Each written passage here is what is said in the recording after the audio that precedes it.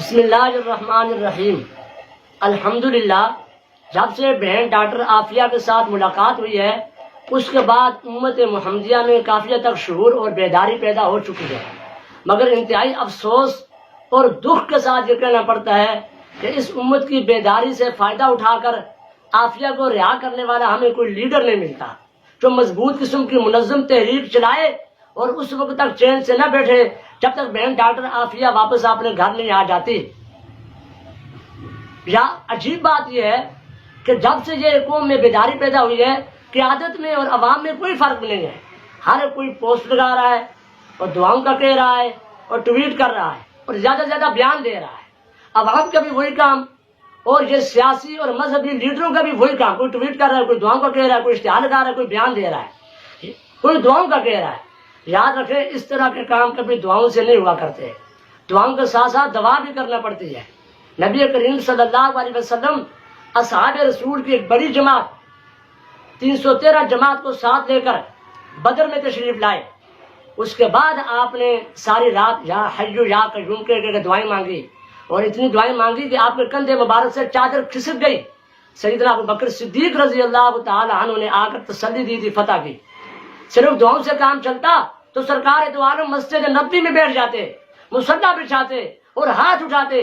صرف دعاؤں سے کام نہیں چلتا، سرکار دو عالم بدر میں، احد میں، حنین میں، تبوک میں خود نکلے، عملی طور پہ آپ نے تحریک چلائی۔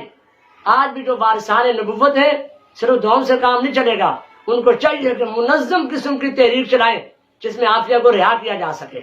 اور یہ بات بھی یاد رکھیں اسلاف امت میں بھی یہی چیز نظر آتی ہے، صرف دعاؤں سے کام انہوں نے نہیں چلایا، وہ عملی طور پہ میدان میں اترے۔ شاہ اسماعیل شہید رحمۃ اللہ علیہ صحیح بخاری پڑھا رہے، عورتوں نے کہا ہم سادات میں سے ہمیں سکھوں نے چھیڑا ہے۔ شاہ جی نے صحیح بخاری کو بند کیا، کہا اب بخاری پہ عمل کرنے کا وقت آ گیا ہے۔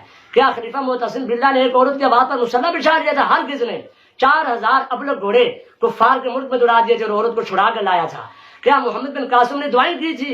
نہیں، محمد بن قاسم لشکر لے گئے سندھ میں ایک عورت کی آواز پہ پہنچایا تھا۔ طارق بن زیاد نے صرف دعائیں مانگی تھی؟ نہیں، 12000 کا لشکر لے کے دریا کراس کر کے جو نے تحریک چلائی تھی اور عورت کو آزاد کروایا تھا۔ ہمیں چاہیے ہم تحریک چلائیں۔ ہمارے سیاسی اور وہ لیڈر جو سیاسی بھی اور مذہبی بھی ہیں، میری معلومات میں 4 بڑے لیڈر ہیں جن میں سب سے پہلی شخصیت ہم سب کے سروں کے تاج قائد ملت اسلامیہ مولانا فضل الرحمان صاحب ہیں۔ مولانا فضل الرحمان صاحب کے پاس سیاسی قوت اور مذہبی افرادی قوت بہت زیادہ ہے۔ اگر تحریک چلائیں سچ کر کے خدا کی قسم حکومت گھٹنے ٹیک دے گی اور عافیہ کو رہا کروانے پہ مجبور ہو جائے گی۔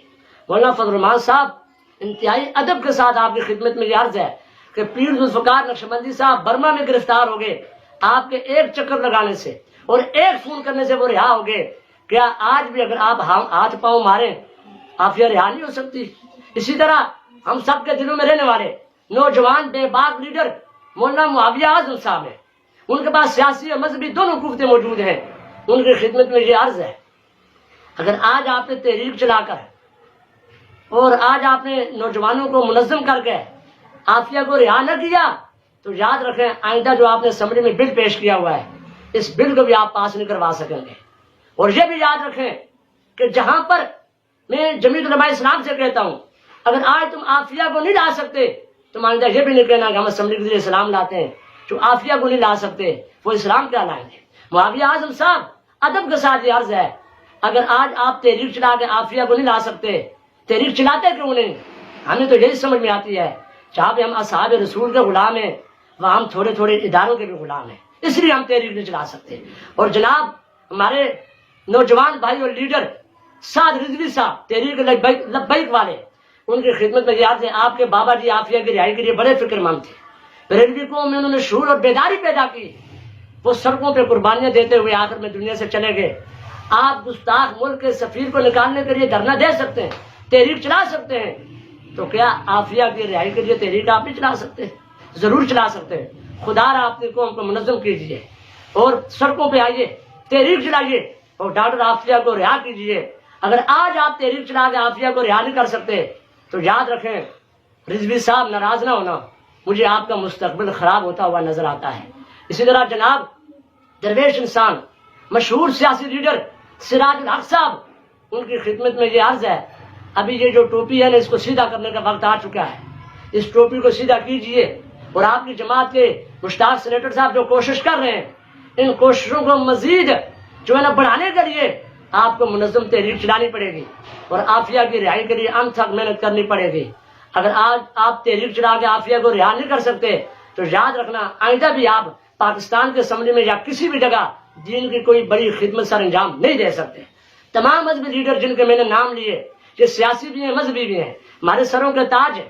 یہ میں چھوٹا منہ کیا بڑی بات، لیکن ایک بات، سلیمان علیہ السلام اللہ کے پیغمبر ہیں، خود کی کوئی حیثیت نہیں تھی، پھر بھی وہ پانی کا پتہ لگا کے دے دیتا تھا۔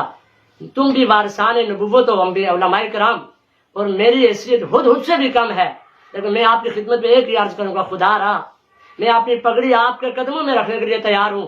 ابو بکر صدیق رضی اللہ عنہ کی بیٹی جو مظلومہ ہے، جس کے کپڑے اتارے گئے اور جس کی ننگی کر کے تلاشی دی گئی، جس کے قدموں میں اللہ کا قرآن پھینکا گیا، جس کے معصوم بچوں کو اس سے جدا کیا گیا، اس کو رہا کرنے کی کوشش کیجیے۔ تیرے اپنے اعمال سے ہے تیرا پریشان ہونا، ورنہ مشکل نہیں، مشکل کا آسان ہونا، دونوں عالم پہ ہو تیری حکومت مسلم، اگر تو سمجھ جائے اپنا مسلمان ہونا۔